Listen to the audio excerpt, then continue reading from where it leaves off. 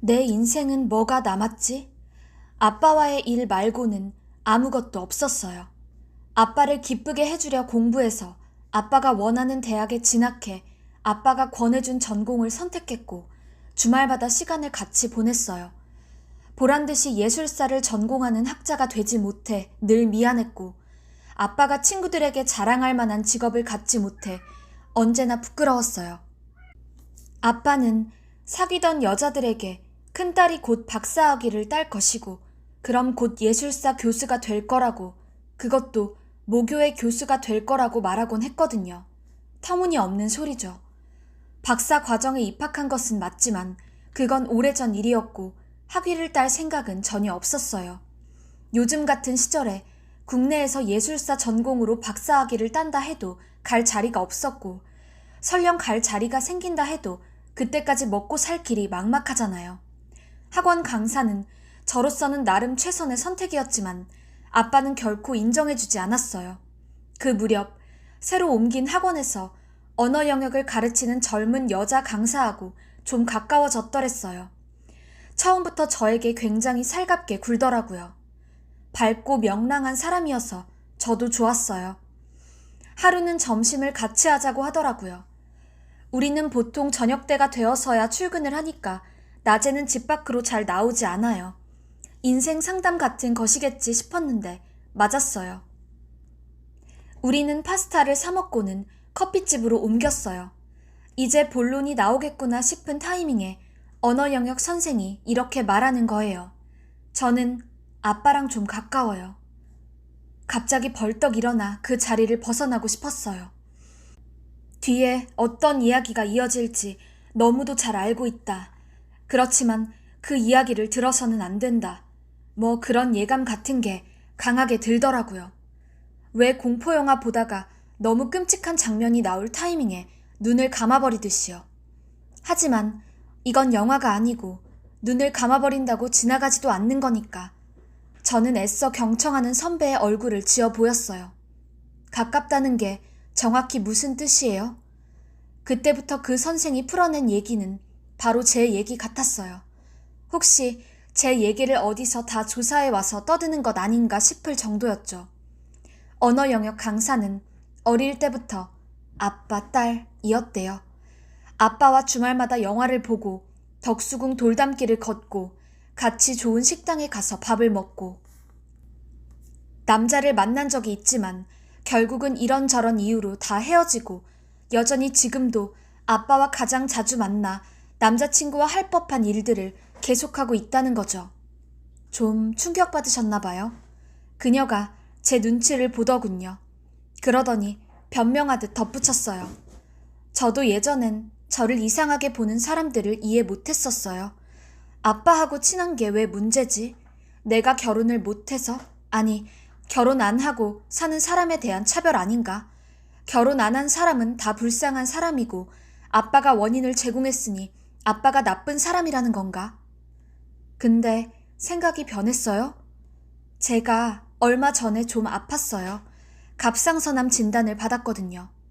언니, 사람 눈이 참 이상하죠? 그때까지는 참 밝고 환한 친구다 라고만 생각하고 있었는데 암 얘기를 들으니까 갑자기 병색이 있어 보이는 거예요. 그 선생의 얘기는 그 부분부터 좀 격해졌어요. 아빠한테 제일 먼저 소식을 알렸어요. 아빠, 저 암이래요. 갑상선암. 너무 걱정 마세요. 아주 초기래요. 수술하면 된대요. 그랬더니 아빠는 대뜸 갑상선, 그거 착한 암이다. 별거 아니다. 그러시는 거예요. 저도 갑상선 암은 진행이 느리고 치료도 다른 암에 비해 수월하다는 건 알아요. 그리고 절 안심시키려고 그러나 보다 생각은 했어요. 그런데 제가 입원해 있는 동안 아빠는 딱 한 번밖에 안 왔어요. 아빠는 마치 암이 전염병이라도 되는 것처럼 저를 멀리했어요. 언니, 병원에 입원해 본 적 있으세요? 거기 누워있으면 정말 많은 생각이 들어요. 아빠는 제 좋은 모습만 원했던 거예요. 아빠, 아빠 하고 따라다니는 귀여운 딸. 그런데 딸이 이제 나이 들어 암에나 걸리다니 갑자기 무서워진 거죠. 하지만 아빠가 어떻게 저한테 그러실 수가 있을까요? 저 이제 어떻게 살아야 돼요? 선생이 눈물을 펑펑 쏟는데 전 정말이지 불편해서 미칠 지경이었어요. 결국 못 참고 냉정하게 말해버렸죠. 다른 사람의 일에 대해서 누가 이래라 저래라 할 수 있겠어요? 다 나름의 사정이 있는 거겠죠. 전 선생님 아버님을 잘 모르고 그러니 그 어떤 조언도 할 수가 없을 것 같아요. 그러고는 다른 약속이 있다며 서둘러 자리를 정리하고 나와버린 거예요. 제가 잘못했죠. 조금만 더 참았으면 되는데. 혼자 정처 없이 길을 걸었어요. 그 선생이 왠지 얄밉기도 했어요. 화도 났어요. 이유는 잘 모르겠는데 그냥 그랬어요. 아주 불쾌한 비난을 당한 것 같은 기분이었어요. 그런저런 일로 정말 잠깐이라도 한국을 떠나고 싶었어요.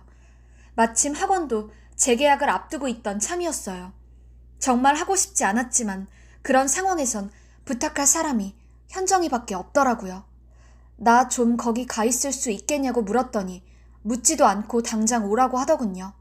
그래서 갔어요. 뉴요크 공항에 엄마와 현정이 그리고 현정이 남편이 마중을 나와 있었어요. 엄마가 말없이 저를 한참 껴안아 주었는데 그게 참 따뜻하더라고요. 아무 말 없이도 뭔가 이해받는 느낌? 물론 그건 저만의 착각이었어요. 엄마는 그냥 미국인들이 하는 걸 따라 했던 거예요. 어쨌든 뉴저지 생활은 전반적으로 참 편안했어요. 처음엔 아빠를 혼자 두고 왔다는 죄책감 때문에 괴로울 줄 알았는데 막상 서울을 떠나니까 생각도 잘 안 나는 거예요. 신기하더라고요. 내가 알 게 뭐냐, 아빠 인생 아니냐, 이런 배짱도 생겼어요. 나 그냥 여기 살면 안 될까? 현정이한테 얘기했더니 잘 생각했다며 그러라고 하더군요. 남편이 변호사인데 비자 문제가 전문은 아니지만 회사에 그쪽 담당하는 사람들이 있으니 소개시켜 주겠다고까지 하더라고요. 모든 게 잘 풀려가는 느낌? 알렉산더 대왕이 칼로 매듭을 확 잘라버렸을 때의 기분? 처음엔 그랬어요. 하지만 며칠이 지나자 아주 미묘하게 불편한 느낌을 떨쳐버리기 어려웠어요. 뭐라고 해야 할까? 무슨 리얼리티 쇼에 출연한 것 같았달까? 이건 내가 아니야. 넌 지금 사람들 앞에서 연기를 하고 있는 거야. 진짜 너는 이렇지 않잖아? 이런 생각을 떨쳐버리기 어려웠어요. 물론 엄마와 현정이는 저한테 잘해줬어요. 그리고 절대 아빠 얘기를 꺼내지 않았어요. 그러니까 저도 아빠 얘기를 안 하게 됐어요. 우리는 같이 쇼핑몰에 가고 근처 공원으로 소풍도 가고 주말이면 뉴욕으로 나가 공연도 보고 그렇게 겉으로는 참 즐겁게 보냈어요. 언니, 수학에 이런 방정식이 있잖아요. 예를 들면 3x 플러스 4xy 플러스 6xyz는 8이라고 해요. 그럼 좌변에서 x를 괄호 밖으로 빼낼 수 있잖아요. x 괄호 3 플러스 4y 플러스 6yz 가로는 8. 여기서 x가 아빠예요. 아빠를 괄호 밖으로 빼내면 수식은 참 단순해져요. 하지만 그렇다고 아빠가 어디로 사라진 건 아니에요. 수식을 잘 보세요. 괄호 밖에서 x가 모두를 가두고 있는 것 같지 않나요? 현정이나 엄마가 아빠 얘기를 싫어하니까 저는 아빠에 대한 생각을 혼자 할 수밖에 없었어요. 그러다 문득 엄마와 동생이 절 어떻게 보는지 깨달았어요. 그들은 저를 아빠라는 저개발 독재 국가로부터 탈출한 난민쯤으로 보고 있는 거였어요. 엄청난 트라우마가 있을 거라 짐작하고 그 화제를 피해준 거였어요. 저는 그들이 아빠 얘기를 피한다고 생각해서 꺼내지 않은 거였는데 사실은 그들이 저를 불쌍히 여겨서 배려하고 있었던 거예요. 아마 제가 없었다면 그들은 아주 자연스레 아빠 흉을 보고 아빠에게 붙들려 살아가는 저를 한심해하고 그랬을 것 같더라고요. 확실한 증거는 없지만 제 육감이 그랬다는 거예요. 왜냐하면 언젠가 현정이가 저에게 잘 아는 한국인 세러피스트가 있다며 한번 만나보지 않겠냐고 했거든요.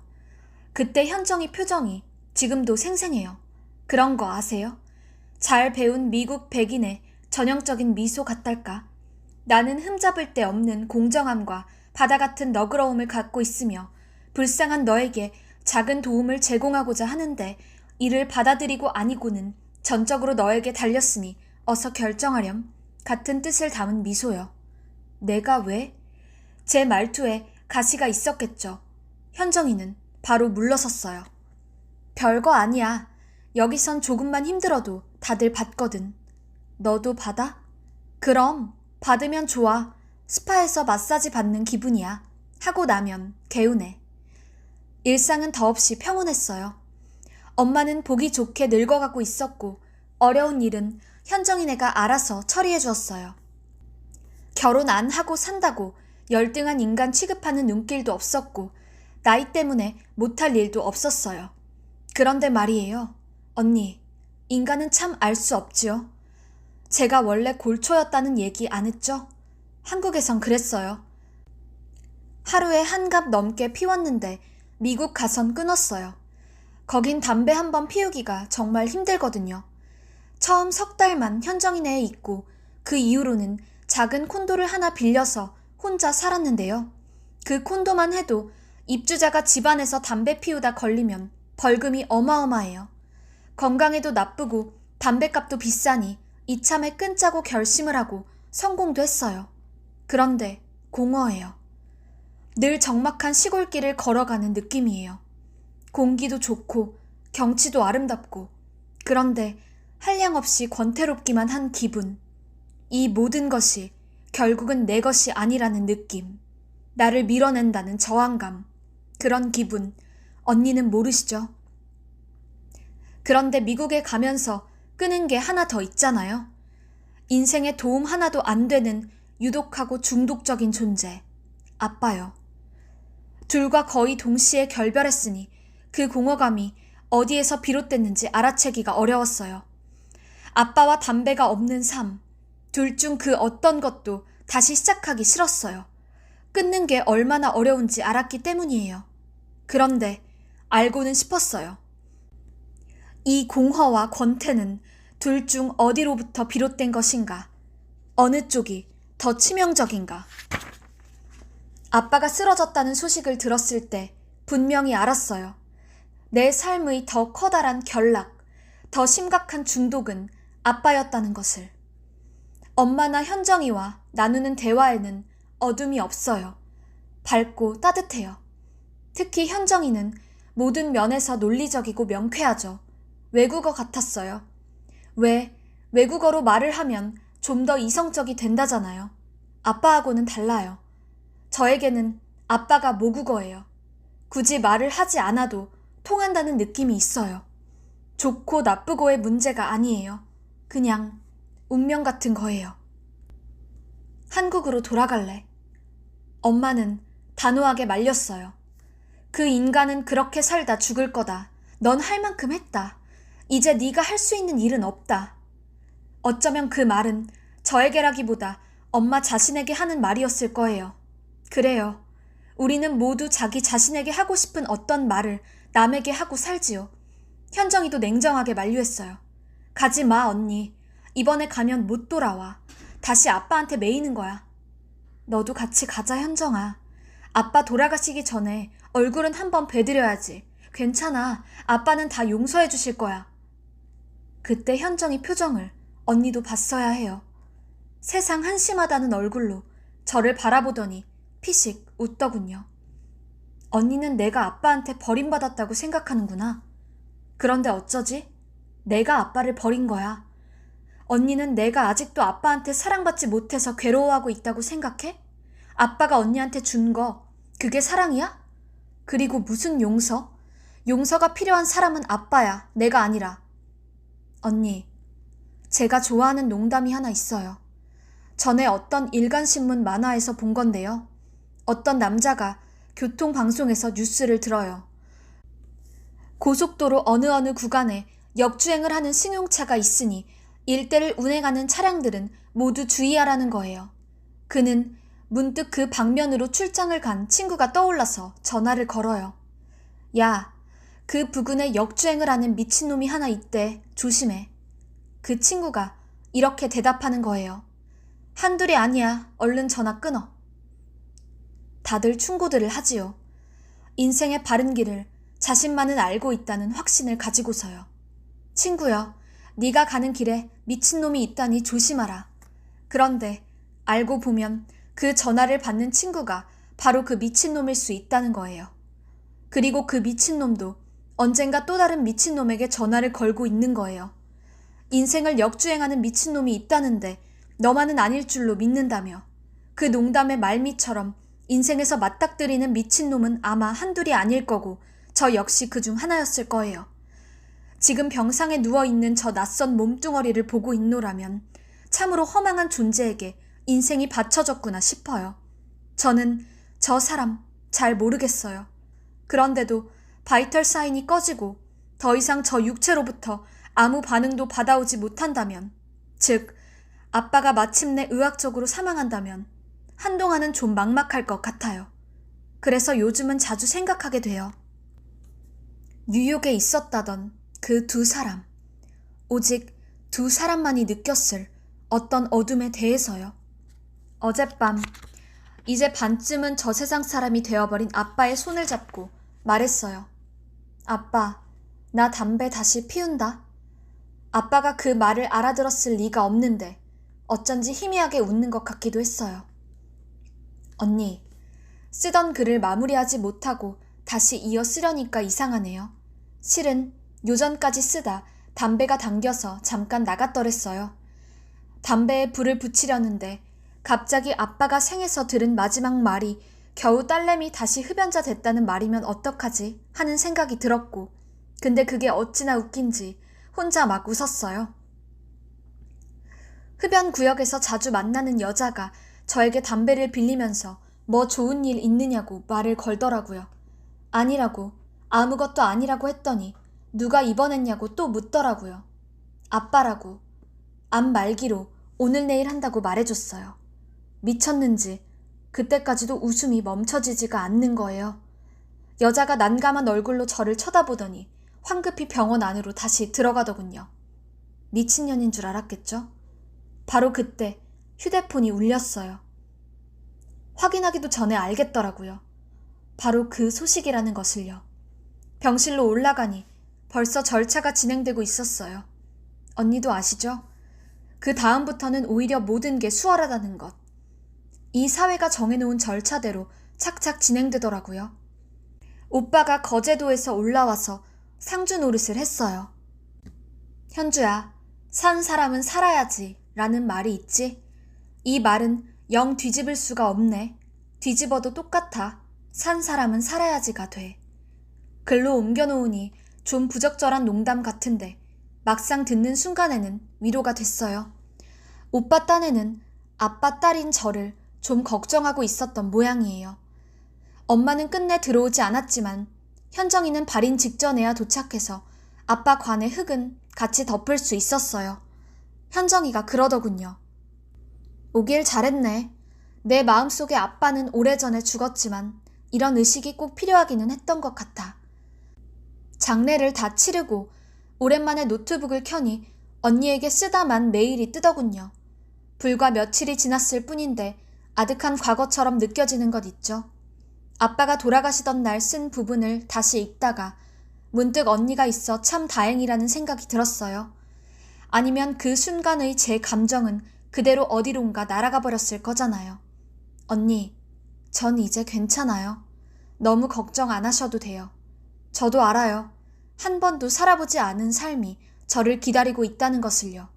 그런데 그게 막 그렇게 두렵지는 않아요. 그냥 좀 허전하고 쓸쓸할 것 같은 예감이에요. 희귀 언어의 마지막 사용자가 된 탓이겠죠? 좀 정리되는 대로 연락 한번 드릴게요. 그때까진 언니도 건강히 잘 지내세요. 현주.